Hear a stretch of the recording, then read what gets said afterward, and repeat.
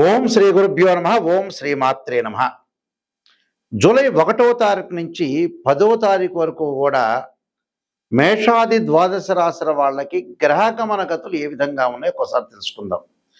తెలుసుకునే ముందు ఈ గోచారరీత్యా చెప్పబడే ఫలితాలు అంటారు. ఇవన్నీ కూడా తెలుసుకునే ముందు ఏ గ్రహాలు ఏ రాశుల్లో సంచరిస్తున్నాయో తెలుసుకుందాం. వృషభ రాశిలో కుజుడు, రవి మిథున రాశిలో, శుక్రుడు కర్కాటక రాశిలో 4వ తారీఖు వరకు ఉంటాం. ఆ తర్వాత సింహరాశిలో సంచారం చేయటం, బుధుడు కర్కాటక రాశిలో ఉండటం, అలానే మళ్ళీ మిథున రాశిలోకి వెళ్ళిపోవటం బుధుడు. చంద్రుడు కన్యా రాశి దగ్గర నుంచి మేషరాశి వరకు సంచారం చేస్తాడు ఈ 10 రోజుల పాటు. గురువు కర్కాటక రాశిలో, శని మీనరాశిలో, రాహు కుంభరాశిలో, కేతు సింహరాశిలో. ఇది గ్రహాల యొక్క స్థితిగతులు.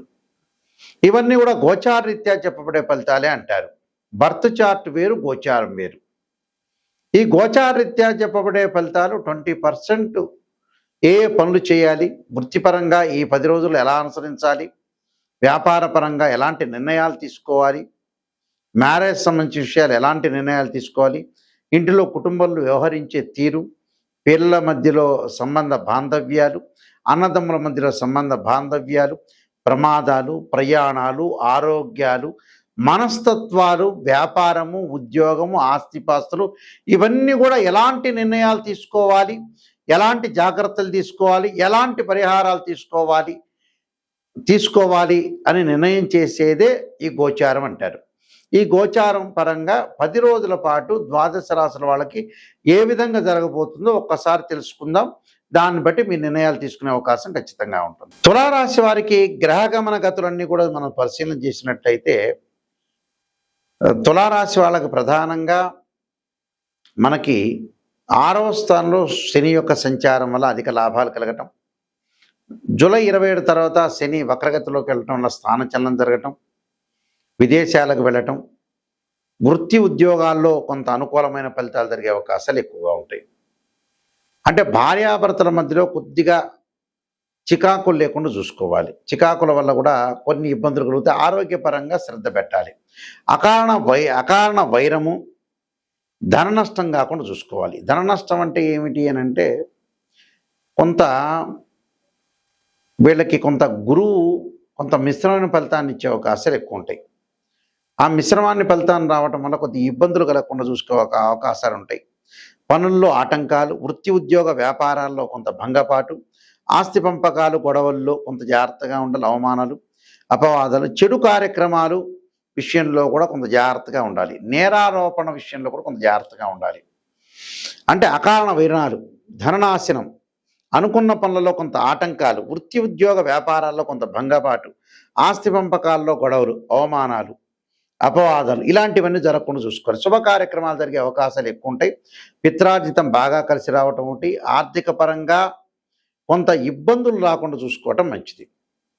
ఎందుకంటే ఇబ్బందులు వృత్తిపరంగా అనుకూలంగా ఉంటుంది, ఆర్థిక పరంగా ఇబ్బందులు రాకుండా చూసుకోవటం చాలా మంచిది.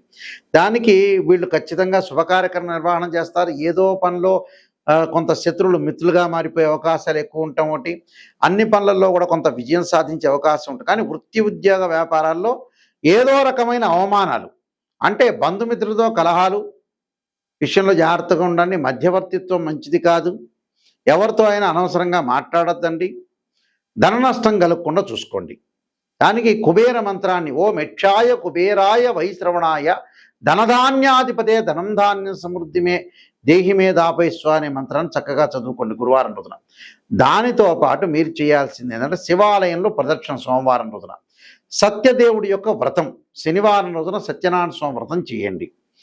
అలానే దుంపకూర్లు దానం చేయండి ఎవరికైనా బ్రాహ్మణులకి. ఇష్టదేవత ఆరాధన, గుడిలకు వెళ్ళి గుళ్ళో టెంపుల్లోకి వెళ్ళి శని స్తోత్ర పారణం ఒకటి, బ్రాహ్మణులకి స్వయంపాక దానం, ఇంటిలో శుక్రవారం రోజున కానీ వారాహి కవచాన్ని కానీ వీలైతే వారాహి హవనం చేయటం బ్రాహ్మణులతోటి, ఫలము పుష్పాన్ని దానం చేయండి. దానం చేయటం వల్ల మీకు అనుకూలమైన ఫలితాలు వచ్చే అవకాశాలు ఖచ్చితంగా ఉంటాయి. ఇవన్నీ కూడా గోచార చెప్పబడే ఫలితాలు అంటారు. గోచారానికి బర్త్ చార్ట్కి లాట్ ఆఫ్ డిఫరెన్స్ ఉంది. గోచారానికి బర్త్ చార్ట్కి డిఫరెన్స్ ఏమిటి అని అంటే ఒక చెట్టును మన ఎగ్జాంపుల్ తీసుకుంటే, ఒక ట్రీని కింద వేళ్ళు ఉన్నది బర్త్ చార్ట్, దానిపైన కాండం ఇలా ఉండి బ్రాంచెస్ ఉంటాయి.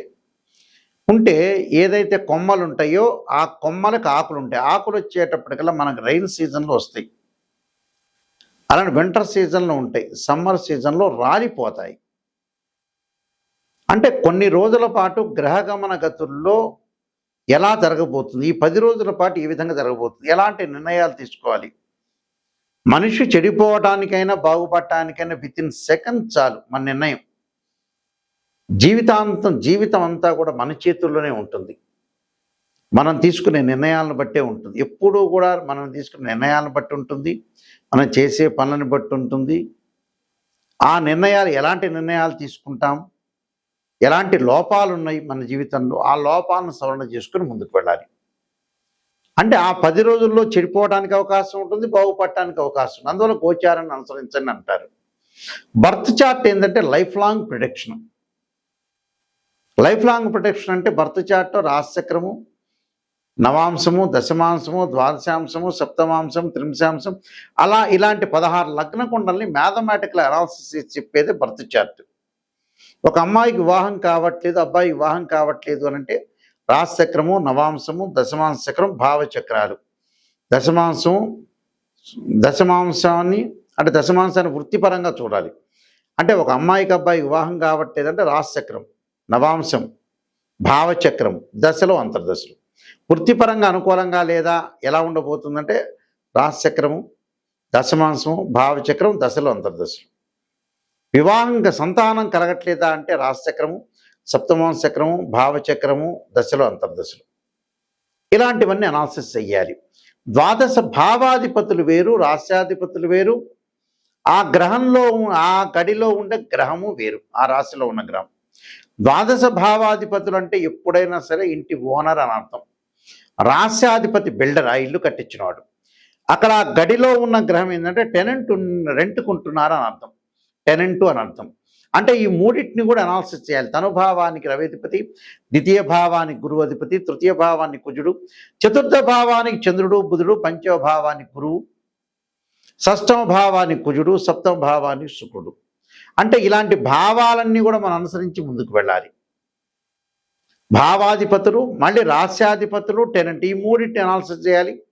ఉచ్చలు, నీచలు, దృష్టి, జాతకంలో సర్పదోషాలు, కాలసర్ప దోషాలు, పునర్భవ దోషాలు, అలానే కుజదోషాలు, శుక్రదోషాలు, మాంగళిక దోషాలు, ఎలాంటి దోషాలు ఉన్నాయి వృత్తిపరంగా, ఉద్యోగపరంగా, అలానే వ్యాపారపరంగా, సంతానపరంగా, అలానే వివాహము, ఇలాంటివన్నీ ఆస్తిపాస్తులు ఎలా ఉండబోతున్నాయి, అన్నదమ్ముల మధ్యలో సఖ్యత, బంధుమిత్రులతో కలహాలు, బంధుమిత్రుల సఖ్యత, ఇలాంటివన్నీ కూడా ఇవన్నీ కూడా ఎలా తెలుసుకుంటారంటే డివిజనబుల్ చార్ట్స్ 16 ఉంటాయి. ఆ 16ని మ్యాథమెటికల్ అనాలిసిస్ చేసి మాత్రమే చెప్పగలుగుతాం. దానికి దశలో అంతర్దశ, సూక్ష్మ దశలు, ప్రాణదశలు కేవలం నాస్తిచక్రం ద్వారా చెప్పలేము. గోచారం అని 20% సపోర్ట్ చేస్తుంది. అంటే ఈ నెలలో, ఈ వారంలో చేసే ఫలితాన్ని మాత్రం చెప్తుంది. అదే దాని యొక్క డిఫరెన్స్. ఏదో జాతకం చెప్పామని ఈ ప్రజలు కూడా ఎలా ఉన్నారంటే, చాలామంది క్లయింట్స్ కూడా ఎలా ఉన్నారంటే, గురువు గారండి మమ్మల్ని పొగడండి, ఉత్సాహంగా పొగడండి, నిరుత్సాహం ఏమైపోయినా పర్వాలా, అంటే ఈ ముఖ్యమంత్రి తర్వాత ఇంకో ముఖ్యమంత్రి నువ్వే అవుతావంటే ఆడు హ్యాపీగా ఫీల్ అయ్యి వెళ్ళిపోతున్నారు. అలా కాదు, ఎక్కడైనా సరే గురువుల దగ్గరికి వచ్చేటప్పుడు నిజాన్ని తెలుసుకోండి. శ్రీయ లోపం పెరుగుట పెద్ద విద్య, లోపం ఎరిగిన వాడే పూర్ణుడవుతాట. ఎవరైనా సరే ప్రేక్షకులందరూ కూడా గమనించాల్సిన విషయం ఏంటంటే, సత్య దూరము. సత్యాన్ని తెలుసుకుంటేనే మనిషి బాగుపడతాడు. అసత్యంలో ఉంటే 80% మనిషి బాగుపడ్డు. సత్యాన్ని తెలుసుకున్నాం అనుకో, సవరణ చేసుకోవచ్చు. ఓ డాక్టర్ని మనం కన్సల్ట్ అవుతాం, షుగర్ ఉందని చెప్తాడు. ఇంకో డాక్టర్ దగ్గర షుగర్ ఉందని చెప్తారు. అది నిజాన్ని తెలుసుకొని ఆయన ఇచ్చిన ట్యాబ్లెట్, ఇంజెక్షన్ మనం పాటిస్తే తగ్గిపోతుంది. సింపుల్ అది. కానీ మనకి సత్యం అనేది చెవుల్లోకి ఎక్కట్ల చాలామంది కూడా. అది ఎందుకునో భగవంతుడి యొక్క సృష్టి. బాగా రీసెర్చ్ చేస్తే ఏంటంటే, ఎందుకని అంతమంది జనాలందరూ బాగుపడట్లేదని అనాలిసిస్ చేస్తే మాకు తెలిసింది ఏంటంటే, భగవంతుడు ఆ జ్ఞానాన్ని అందించట్ల. ఐఐటీలో ఎంటెక్ అందిస్తాడు, ఎంఎస్ అందిస్తాడు, ఎంబీబీఎస్ చేస్తాడు, ఎంసెట్లో ర్యాంక్ కొడతారు, ఐఐటీలో ర్యాంక్ వస్తుంది, ఆస్తిపాస్తులు అన్నీ సంపాదిస్తారు. ప్రాపంచిక జ్ఞానంలో మనిషి టోటల్గా అట్టర్ ఫెయిల్ అయ్యాడు. అదే నిగూఢ రహస్యం. ఇది రామాయణంలో కానీ, భారతంలో కానీ, పంచకావ్యాల్లో కానీ, భగవద్గీతలో కానీ ఎక్కడా లేదు. మనిషి ఫెయిల్ కావడానికి ఏమిటంటే, రోగం వస్తుంది అనుకున్నప్పుడు సిక్స్త్ సెన్స్ చెబుతూ ఉంటుంది. మనం ఆలోచన చేస్తే బ్రెయిన్ని కొద్దిగా ఆలోచనాసరణలో పెట్టి మనం తప్పు ఏం చేస్తున్నాం, పేపర్ కరెక్షన్ లాగా చేస్తే మన తప్పు మనకు తెలుస్తుంది. దాన్ని సవరణ చేసుకుంటే 100% మనిషి అవుతాడు. అది అసలు టోటల్ విషయం. బ్రహ్మాండంగా మేము తిరుపతి వెళ్ళామండి, శ్రీశైలం వెళ్ళామండి, నేను ఐఐటీలో ఎంటెక్ ర్యాంక్ వచ్చినా కూడా భగవంతుని కొలవటం తప్పు లేదు, చదువుకోవటం తప్పు లేదు. కానీ ప్రాపంచ జ్ఞానం కూడా నెససరీనే. ఒక ఆస్ట్రాలజర్ని అప్రోచ్ అయ్యేటప్పుడు నెగిటివ్ ఫస్ట్ తెలుసుకోవాలి. నేను ఈ వృత్తి చేయొచ్చా, ఈ వ్యాపారం చేయొచ్చా, ఎక్కడ నేను మిస్టేక్ చేస్తున్నా, ఎక్కడ పొరపాటు చేస్తున్నా. చూడమని చాలామందికి కూడా అందరికీ చాలామంది కూడా సహాయం చేస్తే ఆ సహాయం వల్ల ఏమవుతారంటే, వాళ్ళు ఇతర వాళ్ళకి ఎప్పుడైతే సహాయం పొందినవాడు ఉంటాడో వాడు కొన్ని రోజుల తర్వాత వీటితో మాట్లాడు, తీసుకోవటం వరకే, తర్వాత ఇంకేమీ లేదు. అంటే జనాలు ఎలా ఉన్నారంటే ఒకళ్ళు నమ్మే స్థితిలో లేరు. ఎవరు వాడు మోసం చేసుకుంటారు. నిజమే, మనం బతికేది లేదు, కొన్నాళ్లే మనం బతుకుతాము, ఇది మిథ్య, మనం జాగ్రత్తగా ఉండాలి, అందరికీ సహాయం చేయాలి, మంచిగా ఉండాలనే ప్రవర్తనలో ఫెయిల్ అయిపోయారు. క్యారెక్టర్లో ఎప్పుడు ఫెయిల్ కాకూడదు మనిషి. జీవితంలో చాలా జాగ్రత్తగా అనుసరించి ముందుకెళ్తే మనం ముందుకు వెళ్ళే అవకాశం ఖచ్చితంగా ఉంటుంది. అయితే జాతకం ద్వారా క్లారిటీ తెలుసుకోండి. నేను కాలసర్పయోగ చంద్రిక, రాహుకేతులు, ఛాయాగ్రహాలు, పుత్రగణపతి వ్రతము, స్వప్నశాస్త్రము, సర్వదేవతా గోత్రపరులు పార్ట్ 1, పార్ట్ 2, జాతక చంద్రిక, వివాహ మార్తాండము, నవగ్రహ దోషాలన్నీ కూడా తొలగిపోవటానికి 12 మహావిద్యల యొక్క స్తోత్ర పాలనాలు, బృహత్ పరిహార Sindhu, production of astrology, transit results, ఇలాంటి నెంబర్ ఆఫ్ బుక్స్ రాశాను. ఈ పుస్తకాలన్నీ కూడా రాజమండ్రి మోహన్ పబ్లికేషన్ వారి దగ్గర, కోటకుమ్మం వారి దగ్గర దొరుకుతాయి. మా దగ్గర కూడా ఈ పుస్తకాలన్నీ లభిస్తాయి. నిజాన్ని తెలుసుకోండి. నిజాన్ని తెలుసుకుంటే ఖచ్చితంగా మీరు బాగుపడినట్టే. మా వెబ్సైట్ చూడండి, www.nayakanti.com.in అనే వెబ్సైట్ చూడండి. స్క్రీన్ మీద స్క్రోలింగ్ అవుతున్న నెంబర్ ఉంటుంది, ఆ నెంబర్కి నాకు ఫోన్ చేయండి. ఫోన్ చేసి మీరు ఏదైతే ఉంటాయో, మీరు తెలుసుకోవాలనుకుంటున్నారో జాతకాన్ని నాకు ఫోన్ చేయండి. పర్సనల్గా నా దగ్గరికే వస్తుంది ఆ నెంబర్ అనేది. నిజాన్ని తెలుసుకొని మీరు ముందుకు వెళ్తే మంచి జరిగే అవకాశాలు ఖచ్చితంగా ఉంటాయి. నిజం అనేది చాలా ఇంపార్టెంట్. ఇందులో భగవంతుడి కంటే ఇంపార్టెంట్ ఏంటంటే నిజం, సత్యం తెలుసుకున్నవాడు, వాడి యొక్క లోపాలని సవరణ చేసుకునేవాడు 100% అతను బాగుపడినట్టే. అందువల్ల ఇలాంటి విషయాలు గమనించండి. అవన్నీ కూడా జాతకం ద్వారా తెలుస్తాయి.